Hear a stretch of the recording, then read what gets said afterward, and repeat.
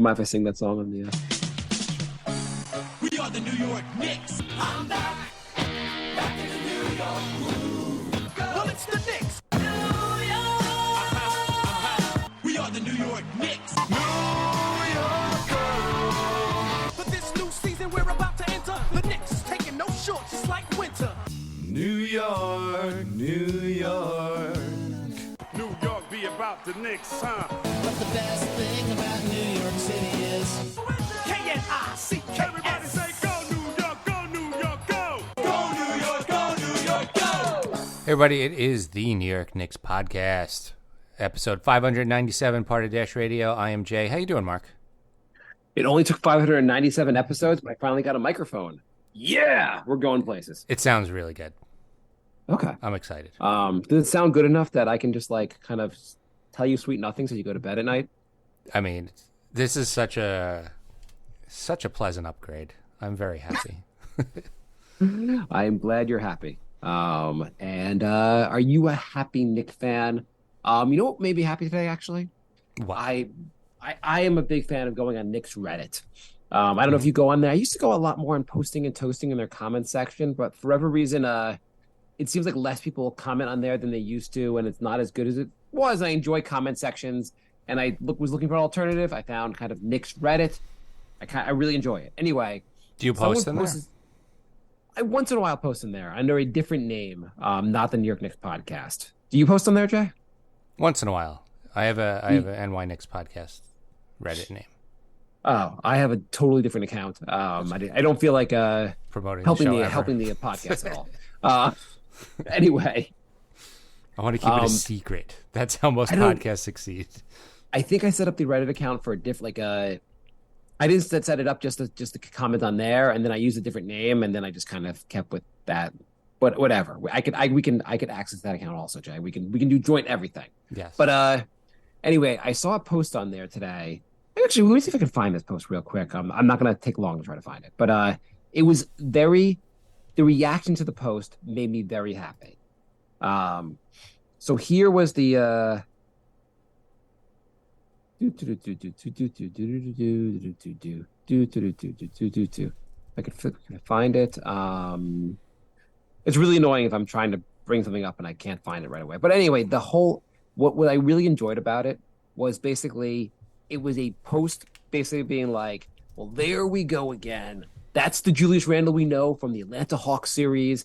When the big game came up, he sucked. He missed his shots. He blew it. He's not a good player. We should move on from him. It was just like a really super negative Julius Randle post. Mm-hmm. And 100 responses were like, dude, what the hell's wrong with you? He played one bad game. Dude, what the hell's wrong with you? He played great defense the rest of the game. Got a ton of rebounds. He sucked for the first quarter. Played pretty well after that. It was just post after post being like, what the hell is wrong with you for posting this? Good, I'm glad. Stop being so negative on Randle. Randle has been playing great. Calm the crap down. Everybody has bad games once in a while. Randle has been awesome pretty much all season. And, does he go off because he had one bad game? If he does this for 6 more games, start getting on his case. But he's been awesome all season. So he really was. He was missing every shot in the first quarter to the point where he missed a layup, and then he got the rebound, put it back in, and he was kind of laughing about how ridiculous it was for all the shots he was missing. Mm-hmm. But he was. I think Breen pointed out in the broadcast that he was before the game in practice, he hit every shot. He was before the game, every shot Randle took was going in. So I get Randle also has been on fire, especially in first quarters. So I get that he kept shooting because he was I've been making them game after game. I practiced right before the game. I was shooting, could not miss a shot, and I am off. But they'll start going in, and they weren't going in. And You know what? Everyone has bad games. Steph Curry, maybe the greatest shooter in the history of the NBA, has lots of terrible shooting nights. It's just anyone who shoots high volume has nights where they're just terrible. Donovan Mitchell's having a great year. He's had some awful nights, along with many, many, many really good nights. Yeah, it's going to happen, but I'm so far I'm pretty happy with the way most of the players have been playing. They just it's a young team. there's some new pieces that they're incorporating, and they do have lapses, usually in the third quarter, which is like 20 straight years of that, which is a little odd. But the loss to Milwaukee sucked, and they were up by 17 and they lost. This is also a championship team that they lost to, and and they still have RJ out, and they were in it until the very end. So it sucked. It was really annoying that they lost, but it wasn't. I'm not like, oh my God, this, I'm so down on this team. Like they were in it. Also, Milwaukee hit like 5 straight threes at the end of the fourth quarter. They caught fire. Right. They caught fire. You also had some maybe not so great defenders in there, like Fournier, who really wasn't great. Like he missed. At the end of the day, you're gonna have nights that are off. I think someone posted. I saw there was a Knicks Muse account which posted that the Knicks lost all of the games, and they pointed out the Knicks are up 51-28 on the Hawks in the middle of the second quarter. Knicks are up 76-60 with 2 minutes to go in the third quarter against Milwaukee last night. Knicks are up 112 to 103 against the Mavericks with 26 seconds to go in the game. And the Knicks are up 117 to 114 with 9 seconds to go against Chicago. They lost all those games. I think any team that's where the Knicks are, where you're kind of a little bit above 500, you're trying to improve, you're going to have games like this. You're going to lose a lot of those. You're going to lose a bunch of games like this because that's part of the steps of becoming a good team. You have to figure out how to win these games, and the Knicks just aren't quite there yet. They're not a great team. They're going to lose games like this, but they're also going to win close games also. And the Dallas game was the most frustrating. Last night was annoying, but the Bucks are also one of the best teams in the NBA. I said this to you. They are 5-6 in the last 11, and they have a point differential of like plus 53. So, Yeah, like they're not. Yeah, they're good. They just let's not forget this is one of the youngest rotations in the NBA now too. 8 out of the 9 guy rotation is a 26 or under. Well, I would say they're a young team, but they only count as a young team to people if they're playing the players they want to see. They're like, why aren't we playing the young guys? You're like, well, they are. Well, why aren't they playing Cam? Well, I'm sorry, they're playing different young guys than the young guys you want, but they're playing young guys. Yeah, somebody was arguing with me today that Tibbs doesn't play the young guys. I'm like, hasn't that been debunked? Like, Rose isn't playing, Fournier isn't playing. Those are like, Rose and Tibbs are like very, very close. For Tibbs not to be playing Rose, he's turned a corner. He's playing the young guys. Yeah, I mean they also pointed out last night they put a certain thing on the screen, and this was through they basically through the beginning of last night's game. Basically, the Knicks they lost last night. They're 12-6, but they were 12-5, and since December 14th, they were first in opponents' points, first in opponents' three-pointers, second in opponents' field goals. I guess it must be percentage. Or it could be field goals made. They didn't clarify. And second in defensive rating in the entire NBA. They were plus 9.2 net rating, second in the NBA. That's good. That's pretty good. I mean, and I'm sure last night game didn't really like hurt these numbers too badly. No. Couple things going on in Knicks world. Do you want to wait before we get into a couple things going in Knicks world? Do you want to talk a little more about the game? Because Sure. I mean, since last show, the Knicks had a pretty big victory against the Raptors, and they obviously lost to the Bucks last night. That was the first time they won in Toronto in like a decade, right?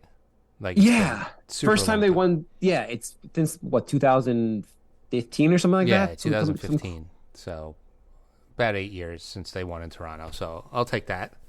By the way, I want to mention also, Quickly's been playing a lot better, and I'll come back to the game. I know I have ADD, but Quickly's been playing really well lately. What do you feel? How do you feel about Quickly's playing lately? Much better. Basically everything except his 3-point shot is, he had one game where he shot really well. But everything else is looking so good. He's not even shooting so poorly anymore. Like his shooting has been the last 2 weeks. I'd say he's been shooting a lot better. Mm-hmm. So one thing they're missing, obviously, and one of the reasons they didn't beat the Bucks is they're missing RJ. It's hard for the Knicks to be down a man playing one of the best teams in the NBA. But what do you think when RJ comes back, mm-hmm. Quickly goes back to the bench? I mean, I assume that's what everyone thinks. I think so. I would like to see RJ off the bench and lead the bench unit. because I think the bench unit needs more of a consistent scorer. Yeah. RJ's shot isn't great, but when there was a streak before he got injured where he was driving constantly, and it was like he was scoring at will when he's doing that. If he can focus on that and just penetrating the whole time, he looks really good. Even his 3-point shooting was a lot better the last few weeks before he got injured. I agree. The second unit has really been lacking in scoring, and Tibbs been playing around with the lineup so he can get he's had Randall out there with the bench unit a little bit. He's had Brunson out there with the bench unit. He's been trying to mix things up because just a lineup of Hart, Sims, McBride, Fournier, or Toppin or whatever, it's just not going to get it done. And even if even if IQ's out there, they need a little more help on offense. I would try to mix up and try to have. Maybe have RJ play. If you don't want to shake things up and you want to have RJ start, I would maybe pull RJ maybe 5-6 minutes into the first quarter, get put quickly in, and then have quickly a little bit overlap with him in the second unit. But have RJ come out and do major minutes in the second quarter with the. I would mix and match. I would definitely want to stagger them a little more, especially RJ and Randall. Yeah. I mean, it did seem like Tibbs was trying to stagger Randall and RJ a little bit, but I'd like to see a little bit more staggering. Right, and I wouldn't mind seeing more of quickly with RJ in the second unit, even if that means maybe you put a little more of McBride with the first unit towards the end of the first quarter or somewhere, or just so you maybe mix in with you don't necessarily need extra scoring with the first unit, so maybe McBride's defense can be and his not as great offense, and though his 3-point shooting has been a little better lately. Yeah. But it's easier to have McBride maybe with the first unit, and then you have IQ and RJ more at the second unit. Again, not benching anyone and playing IQ and RJ major minutes, but maybe just the second unit would look better if they have two guys that can score in the second unit at all times. Yeah, agreed. Okay, so the Raptor game. So first of all, they did not foul. They did not send Siakam to the line 37 times, which I thought was nice. A huge positive. Which was nice. Also, Mitch looked pretty darn good against them. It was the Mitch we were missing kind of just came back to life in Toronto. Yeah. There's a rumor that Toronto is open to getting rid of Gary Trent Jr. Oh, if that's the case, I was hoping you'd say OG or Siakam. I would love Gary Trent Jr. I would jump on that in a second. You think the Knicks should get Trent? Yeah, absolutely. How tall is Trent? He's not that. He's like a. I don't know. He's better than pretty much everybody on the Knicks bench. He's 6'5". I didn't realize he was. I thought he was a little shorter. Do you think he is comfortable being a bench guy? I guess because he's a starter with Toronto, right? Yeah, but I mean, there's bench guy, and then there's a J.R. Smith bench guy where you're playing 35 minutes a game anyway. I mean, I wouldn't mind. We could definitely use some extra scoring from the bench. That would be a huge benefit, huge thing for the team to get. I mean, the Knicks just need to upgrade. Not that they're bad, but they're not winning a championship with this roster. So anytime you can get a guy that's better than somebody who's in the rotation, you do it. Yeah, I mean, that's a fair point. I mean, you definitely I like McBride, but we could either McBride has to get better or you need to improve that spot. I like Hart. But again, either he's got to get better or you got to improve that spot. And it goes with everyone. If you can get better at any position or any part in your rotation, the Knicks, it's going to be hard to get an all-star. You cannot, I guess, hard to get a star player. If you can't get a star player, you got to build a team where everyone's really, really good. Yeah, exactly. I mean, if you had Knicks have a 9-man rotation, whatever level you want to say about Jalen Brunson or Randall, you could say that maybe they're all-star or just below an all-star. If you could have 9 guys at that level, which is really hard to achieve, that's a tough team to beat, even if you don't have the premier top number 1 guy. Or if you have 5 guys at that level, even. Yeah, like a Detroit style team as opposed to having Jokic and company. Right, a more complete team. Yeah. I don't know how you definitely necessarily get there. I think the draft, Knicks got to keep drafting well. I mean, if you find Grimes, you find IQ late in the draft, you have two first round picks this year, maybe 3. Mm-hmm. If you could nail another guy who's like a real rotation player in that draft, that makes a huge difference. Yeah. And then maybe bring another guy in free agency or a trade. It's gonna have to be a trade. They're capped out. Yeah, they're capped out. You're right. Well, maybe one of the exceptions. I don't know. But it's hard to get a guy who's also really good under an exception. Doesn't Gary Trent have a big contract or a semi-hard contract to work with? Yeah, I mean, they don't. They haven't released what Toronto was willing to accept. I mean, if it's like Fournier and Cam or something like that. Yes. You mean nothing if they're still willing to accept nothing? So his contract. So actually, he could actually be a free agent next. He has a player option for $18 million for next season. Mm-hmm. So you could do a sign and trade with them if you basically Fournier to match salaries, and if you gave them, what would you give them for Gary Trent? Would you give him 2 first? Like, I think they're going to want at least a first round pick. Is it worth giving a first round pick to get him?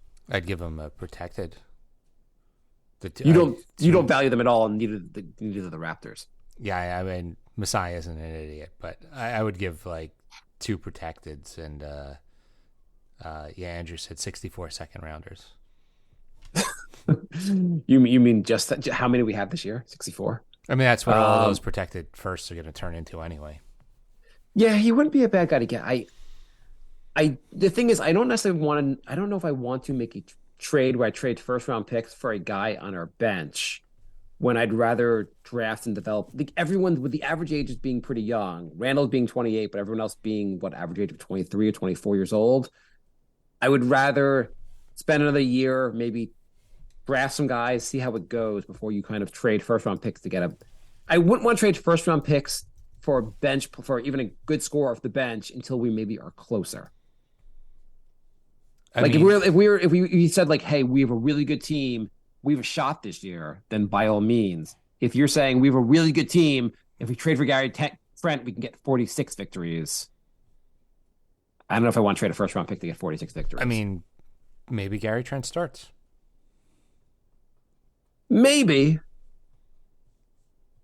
I don't know. I don't know. And I don't know enough about his defense. But either way, is he the missing piece? I'm just saying upgrade. If it's affordable and it doesn't cost you key pieces of the team, why not do it? Fair enough. If you can get, I mean, the Knicks are going to shop Obi, it sounds like. Maybe the Raptors are interested in Obi. Well, the rumor that just came out is that the Knicks are looking for 2 second rounders for Cam. Okay. That seems like a pretty, that came out earlier today. Someone on Twitter said, that's a big haul that they expect for him. And I was like, it's 2 second round picks. The Knicks traded 1 second round pick just to tamper with Jalen Brunson. No one really values second round picks. Right. And so they did give up a first for Cam, but it was a protected first that's going to turn into 2 seconds, 1 in 2027 and 1 in 2028. There's no way Charlotte is going to get good in the next year or two.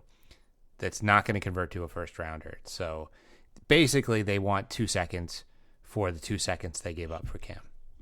Yeah, that seems reasonable. It's also amazing that there were a number of people on Twitter today being like, Cam is so good. The Knicks screwed up. He's like awesome. Like, did you watch him at Duke? He was so good at Duke. He's such a good player. At the same time, you have people being like, you really think they can get 2 seconds for him? Well, I mean, if Cam was so good, somebody would have offered 2 seconds for him. Yeah. He'd be off the team immediately. Like that. Yeah. I mean, there's a lot of conspiracy theories about why he's not playing or what's going on or how the Knicks are really screwing up. The Knicks defense the Knicks generally as a team have been so much better since they stopped playing him. I'm not saying stopping playing him was the reason, but the Knicks have been 12-6 since they stopped playing Cam. Are you really that upset about how the team is playing? And they're focusing on playing young players. Right. Does anyone want to pay? Also, does anyone really want to pay Cam this summer? Cam was going to want a big contract. Why would you want to pay Cam? The other people who are on the market right now have insane prices. And the fact that Cam doesn't should also tell you something. So I think that Gobert broke the trade market. So right now, Collins on Atlanta Yeah. They're asking for a Gobert-like package. And in Houston, they want a first for Eric Gordon, who's like 55 years old. I mean, I guess you just put your price up and see who's dumb enough to match it until you get to the trade deadline. Yeah, I guess once in a while there's a team that's dumb enough to do it. It's just I also just think that everyone's like, well, look at what Minnesota did for Gobert. Like, obviously this player is younger and worth more. I think Minnesota was so dumb. Like all the other GMs now think that that's the value of like players, but it was just Minnesota being dumb. Right. It's also a pretty good lesson in not doing those kind of trades when you see how Minnesota's like. Minnesota went all in and they're very mediocre. Andrew said Gordon's only 34, but he's got the body of like a 45-year-old. I mean, when was the last time he's been like really healthy, right?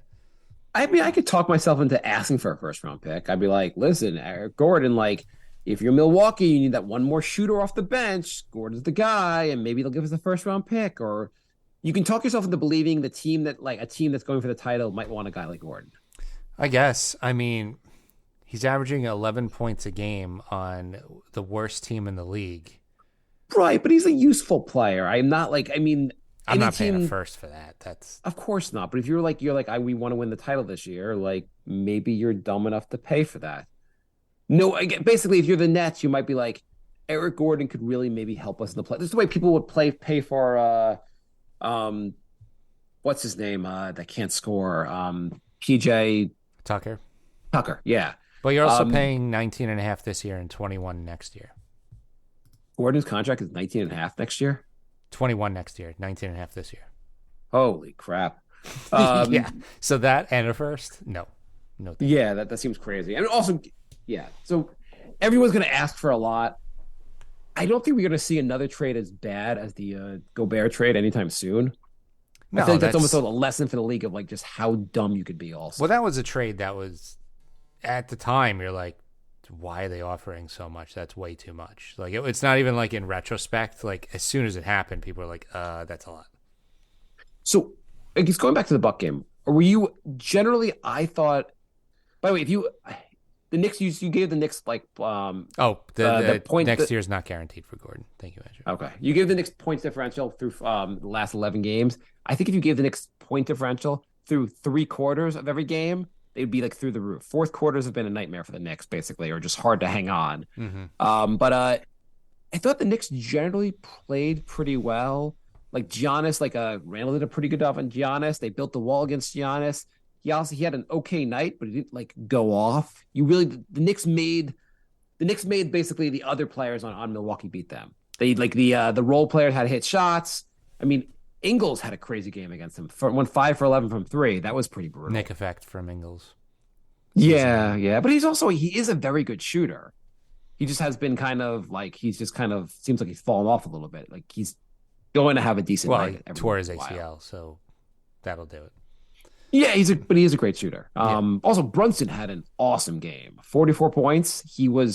I like the fact that towards the end, like Randall was like, my shot's not going. Let me just keep deferring to Brunson, who was like, no one else can seem to hit a shot. I'm going to go off.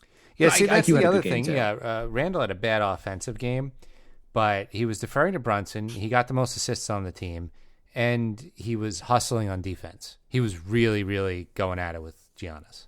There was also one play early in the first quarter where he missed a shot, and he just basically stole the ball from the other team and went back for a shot. And it was just like he was giving his all on defense. That's what we've been asking for so long. Yeah. I don't know what made him suddenly decide he's going to go all in on defense, but I feel like the Knicks play they play a bit of like prevent defense in the NFL. I feel like the Knicks, when they're up at some point in the fourth quarter, play prevent offense. Mm-hmm. They try to run the clock down. Mm-hmm. They just take ISO shitty shots. They stop relying on half the guys out there. The offense goes to shit at the and like by mid to end of fourth, by at least the middle of the fourth quarter, the offense just turns off. They also seem to just stop rebounding at some point too. I don't know if the rebounding is so off, though. There were a couple possessions against Milwaukee where Milwaukee kept getting the rebound after rebound after rebound. It was pretty brutal.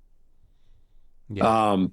But do you like what's who do you blame the fourth quarter on? You blame it on the guys on the floor? Do you think Tibbs should be doing more to get them to like, why don't you include Grimes in the play? It's mostly the players. It's a little on Tibbs. I mean, Fournier was in crunch time, and he's probably the worst defender on the team. Even Clyde was like, where is Fournier? He's not covering the three-point shooter who just hit a three with nobody within 10 feet of him. I was looking around. I'm like, why is Fournier still in the game? Why, like, you bring Randall back in with 9 minutes to go. Get Grimes out here also. Yeah. Yeah, I don't. The second unit is really bad. I mean, it's really bad because they're a man short. The second unit is not bad when you have Grimes or IQ in it, but when one guy's injured, now you're replacing maybe Fournier is bad. I kept saying like he's not that bad. I don't know. He can bring some offense, though he hasn't been bringing that much offense in his return. Yeah, there isn't. I mean, the second unit, McBride can hit a shot every once in a while, but doesn't add a lot in offense. It's a tough second unit. And I mean, so one of the theories behind why the Knicks suck in fourth quarters is because Tibbs has been playing his guys a lot of minutes. And that really has been the case. During this whole stretch, the minutes have been up, especially with being shorthanded. Guys are playing like you look at the first unit last night. Randall, 40 minutes, Robinson, 37 minutes, Brunson, 39, Quick, 43, Grimes, 34. And we're complaining Grimes didn't have more minutes, but like a lot of minutes for your starting five. It is. I think part of that is just because a lot of these bench guys have not been really stepping up. Like we all expected a lot more from Hart. Yeah. And he hasn't really been doing much. We were hoping Hart would kind of split minutes with Robinson, not like be a detriment every time he's on the floor. And not that he's been that bad, but he's been pretty bad. Good. He's been pretty bad. McBride's every once in a while he looks good, but a lot of times he doesn't look good. And so I think when those guys aren't playing well, Tibbs is like, well, what else can I do other than play the guys who are better? Right. I mean, the Knicks aren't good enough to not have RJ and really be at their best. Because they also if you just notice need the starters weren't playing a crazy amount of minutes until RJ got injured. Yeah, that's when it really went crazy. I also agree with you that, like, you mentioned Gary Trent. Not that we need to trade for Trent, but, like, you need someone off the bench who could score. Lots of teams have guys that can hit shots on the bench. Mm-hmm. The Knicks, partly maybe because they're going young, they really have no one that can score from the bench. It's not because like, they're young. It's just they don't young have and not good offensive players. Yeah, they need. I mean, the starting lineup doesn't even have great 3-point shooters. Although, thank you again, Andrew. Brunson is up to 38% from three. Brunson's been pretty good. So like Bucamp last night for Milwaukee, and I don't know what year. I think he's young. He had a couple shots. The Knicks need more guys that can hit a couple shots. Like every team we play has one or two guys off the bench. They had Ingles also who can hit a couple shots. Milwaukee has so many. I mean, he had Grayson Allen, Brooke Lopez. By the way, is it crazy how Brooke Lopez early in his career, like the Nets, they were like, well, he's like a back to the basket, like center, plays no defense. Yeah, he's put up good offensive numbers. You can't really build around this guy. And Milwaukee got him on the cheap originally because no one really wanted him. And he went from all the things people criticize him for to like this stretch three who's fantastic on defense, great rebounder, plays, and also like he's everything you want in a center, basically. Yeah, he's a really good 3-point shooter now, and he plays really good defense, which, complete turnaround. I have to say, which kind of drives me crazy last night also was like Giannis is guarding Randall totally. Like Randall should realize this guy is. I have one of the best defenders on on me. And also when he's not on me and I'm driving to the basket, Brooke Lopez is there. Mm-hmm. You got to get more creative. He's got to maybe defer a little bit on that last shots when he drove into to Lopez and Lopez basically stopped him. He could have just pulled up a little bit early and took a floater from 5 feet away or just a jump shot from like 10 feet away. Yeah. That would have worked. It looked to me like he was trying to like reach around Lopez and hand it to Mitch. Yeah. But Lopez saw that. But like I get he was still trying to defer. He just did it wrong. Right. I also think like just shoot a floater over him. Like that would make more sense. It's a tough. I mean, you have to recognize sometimes when you're playing at some of the best defenders in the NBA that you have to change your game. You have to change. What Right, you're bully doing. ball is not going to work against the Giannis Lopez front court. Right, you're right. He was trying to reach around that, or I thought maybe he was going to try to get like the end, like an and one. He played pretty well. Like, so one point, so he shot terribly overall. Like, Randall shot 9 for 29, but it was also pointed out that he was 8 from 17 within the arc. Mm-hmm. So he wasn't terrible at the 2 point. He just couldn't hit a 3 for the life of him. Yeah. yeah, Overall, I'm not like it's a bad game. It's nothing. It's nothing to go crazy about. Everybody's had a bad game on this team. Brunson's had a couple bad games. Like everybody has bad games. Every player in the league has it's bad not games. right. It's not insane at all. You know, the Knicks. So Knicks right now have played 41 games to equal last season's win total. The Knicks have to go 15 and 26. Yeah, but last season was a big disappointment. No, my point being basically they'd have to be terrible the rest of the way to play as bad as they did last year. Like they're just a better team. So we're making improvements. This is the tied for the second best record they've had halfway through the season since Ewing. You're kidding me. No. They had holy shit. They had 26 wins once during that 13-14 season with Melo. Okay. And they had 22 wins one other time early before that. You mean the 12-13 season or 13-14 season? Whichever one was the good one. Yeah, okay. Yeah, I mean, we're going in the right direction. Do you know I think 5 years ago they had 5 wins. They were 5-36. I mean, I blotted that one out of memory. I didn't remember them even being that bad. By the way, so where do you think the Knicks rank now? They've been playing defense a lot better. I forget where I should have written down where they were maybe before this winning streak started or before they started playing a lot better. But where do you think the Knicks are in opponent field goal percentage? Top 10, 6. They're third in the NBA in opponent field goal percentage, and that's after playing the first 20 games like crap. The only teams that are better than them are the Bucks and the Grizzlies. Where do you think the Knicks are in 3-point field goal percentage? Opponents' field goal percentage. 4. They are tied for first with the Sixers and the Clippers at 34.2%. Wow. That is pretty good. That is. Also, where do you think the Knicks are in offensive rating in the entire NBA? 6. Wow. I'm surprised you would say so high. 9th. Okay. Which I think is pretty darn good for a team that's also doesn't seem like they're that great of an offensive team. Well, I figured they won 8 in a row. That probably bumped them up a lot. Okay, but it's halfway through the season. And where do you think the Knicks are in defensive rating? 4. 10. Wow. I'm surprised they're higher on offense than defense. Yeah, I'm a little surprised by that. But generally, you're saying basically the Knicks are playing like a top, like maybe the 10th best team in the NBA, do you want to say that? Like just as far as offensive and defensive rating? They've had one solid. loss of more than 7 points out of their last 10 losses. They've all their losses have been very close. Where do you think the Knicks are in net rating overall in the NBA? Not through the last 17 or 18 games, whatever. Entire season, where are the Knicks in net rating?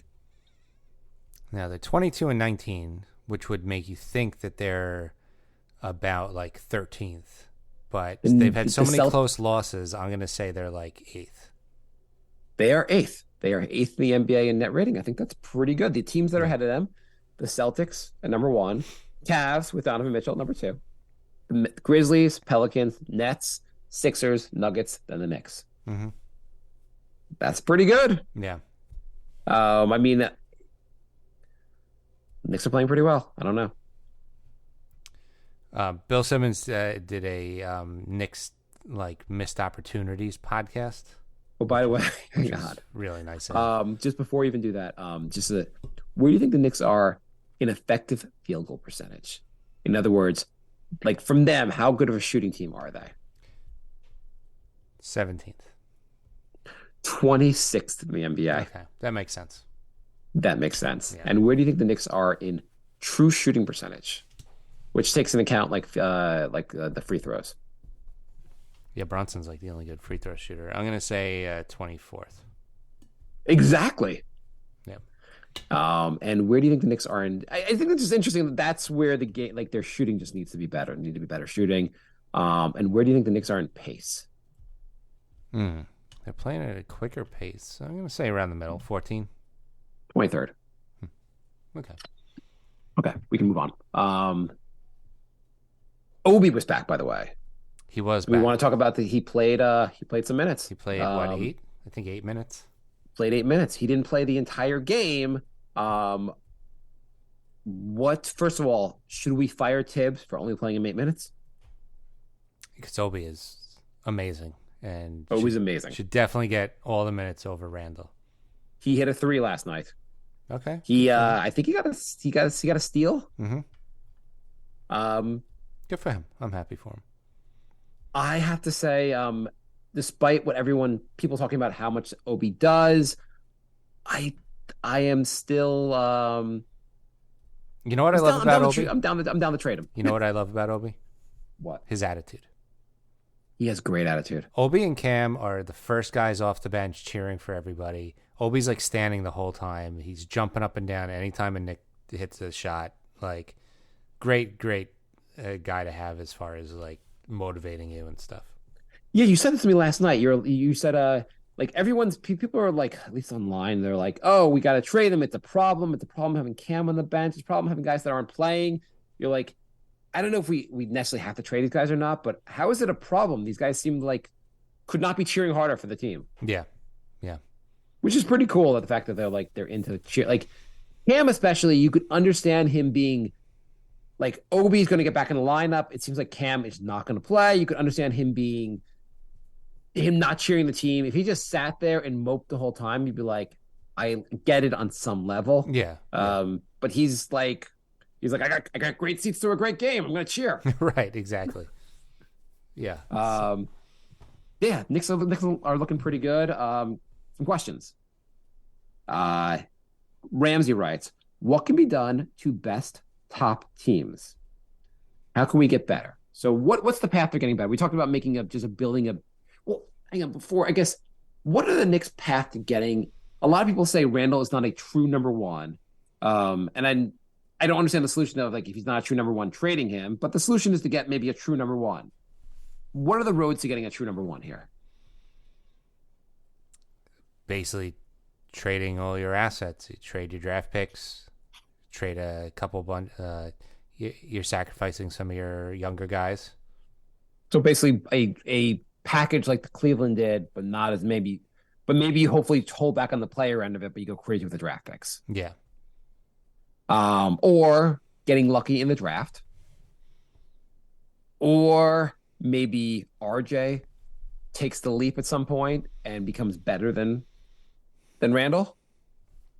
I wouldn't hold out on that third one happening. I think they're asking a lot of him.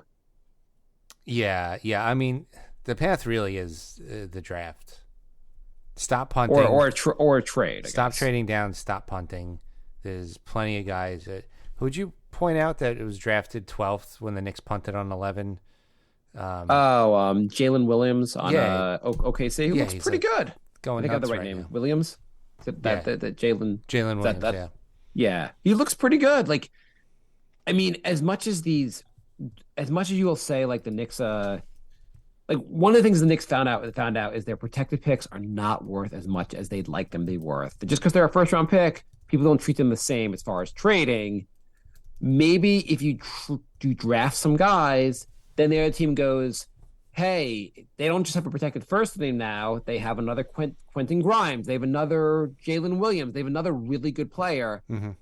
Maybe you need those guys if you want to trade for a star, or maybe those guys will develop on your team. Makes it easier to let go of an RJ or a Grimes or something if you've drafted a couple Jalen Williamses. Like, then it's like, well, this doesn't hurt as much because our depth isn't completely destroyed.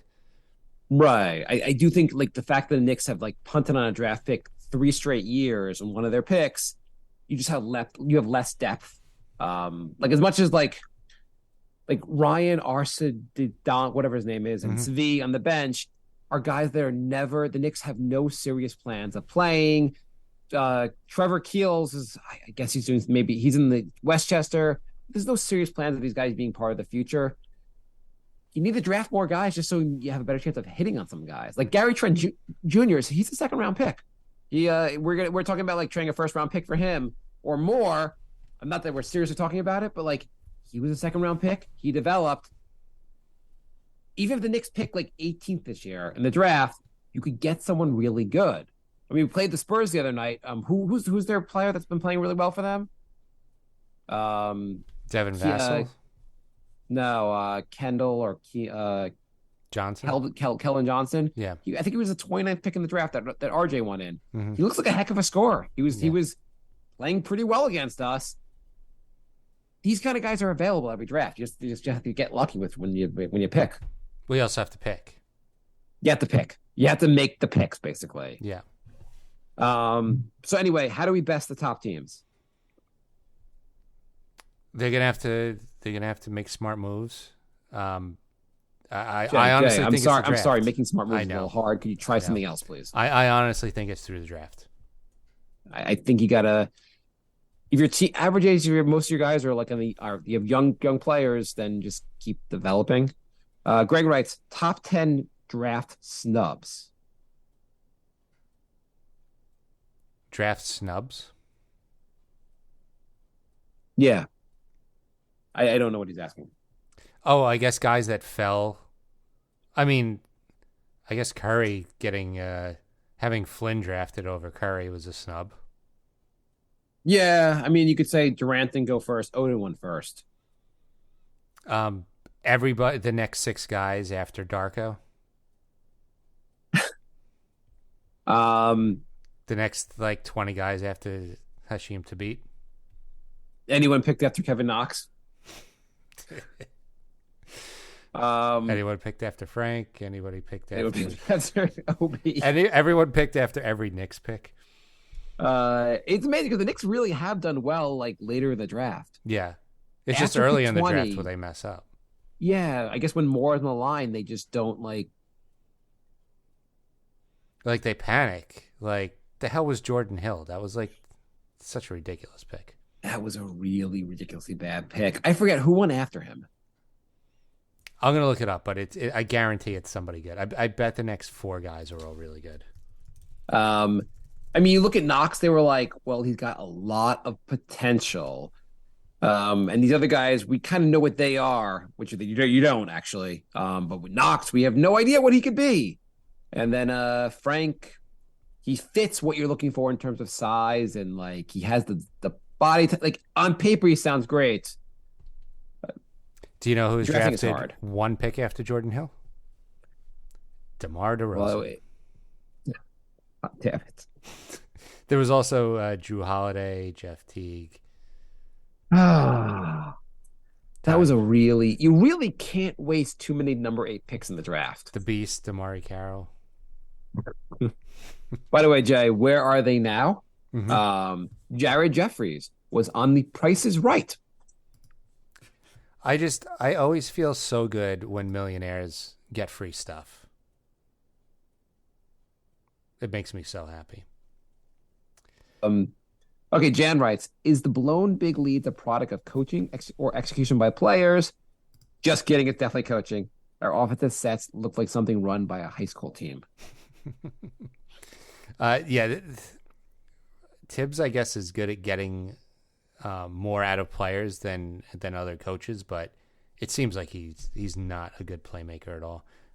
Andrew said Jokic. That's probably the number 1 draft snub. That's the number 1, one of the best an all-time great player going 42nd in the draft or something crazy. He had a triple-double yesterday, shooting 100%.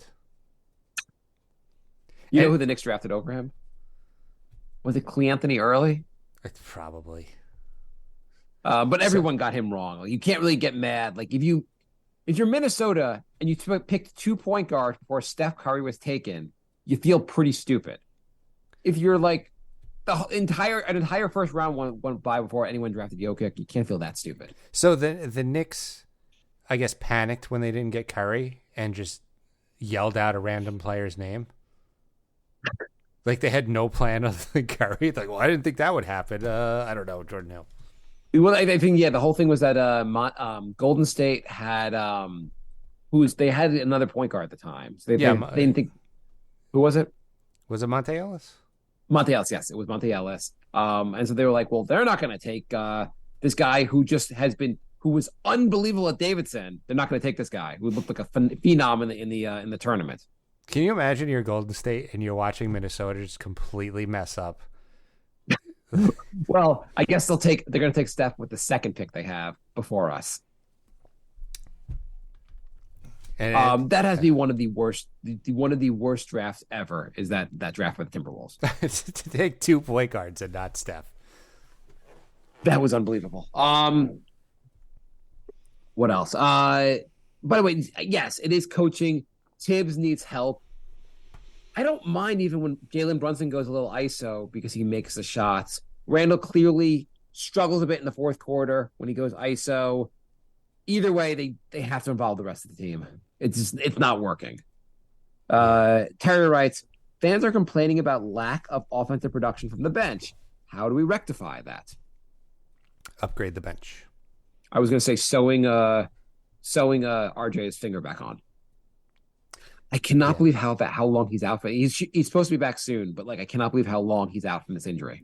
So apparently what happened is that his hand hit his other hand, bent his finger, and his bone snapped through his skin. So it was way worse than I thought. I thought his nail sliced his finger, but it was his bone slicing through his finger.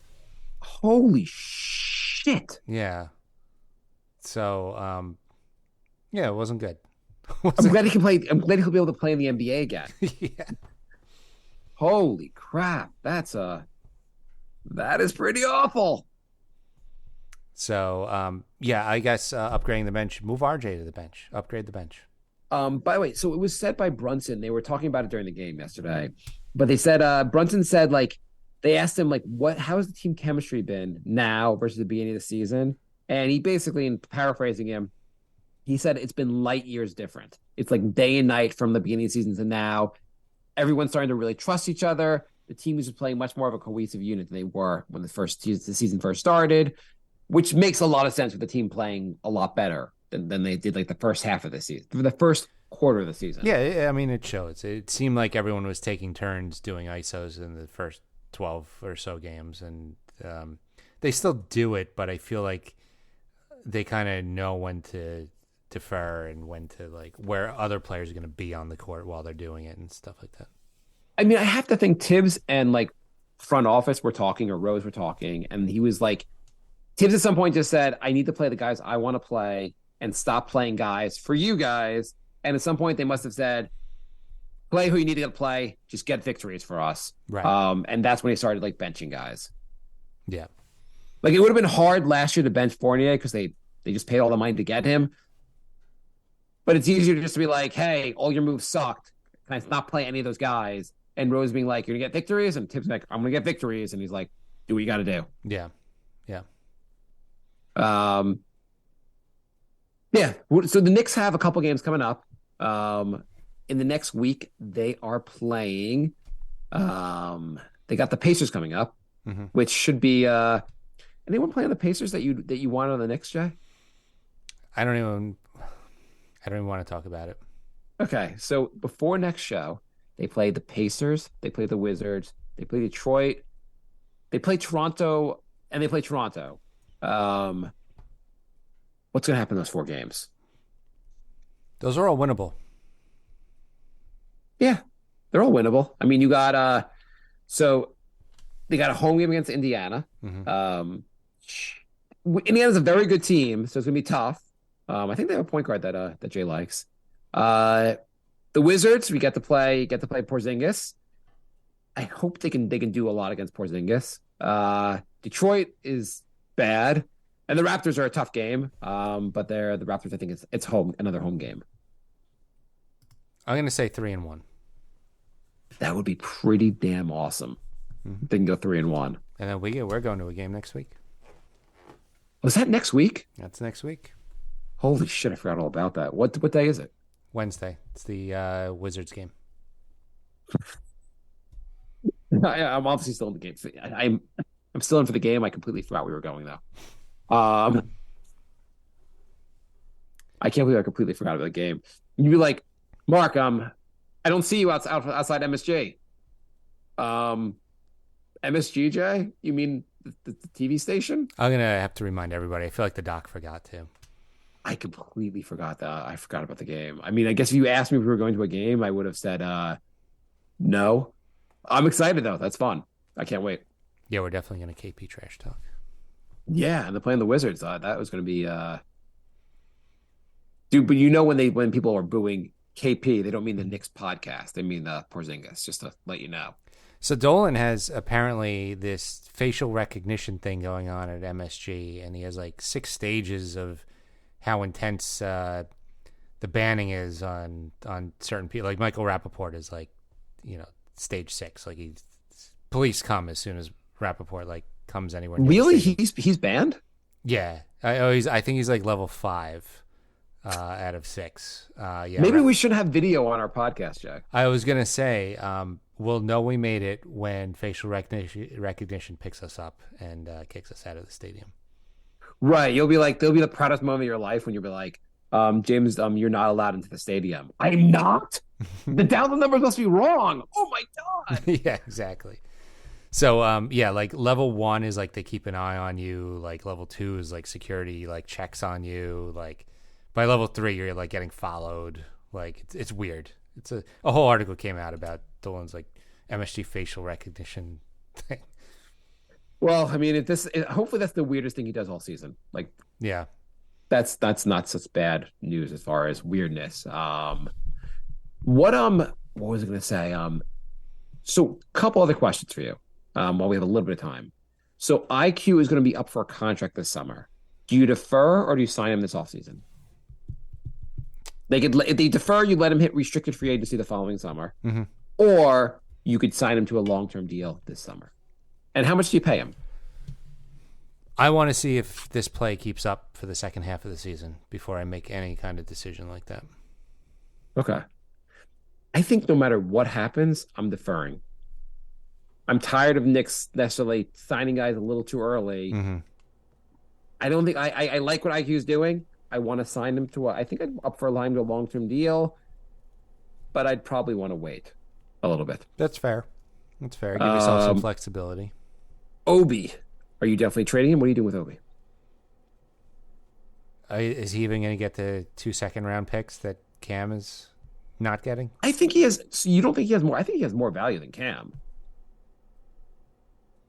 I think Obi, you could probably get a first-round pick for him. Maybe a late first-round pick. Top like 28 protected. Top 30 protected, but it converts to his 2 second-round picks. Never.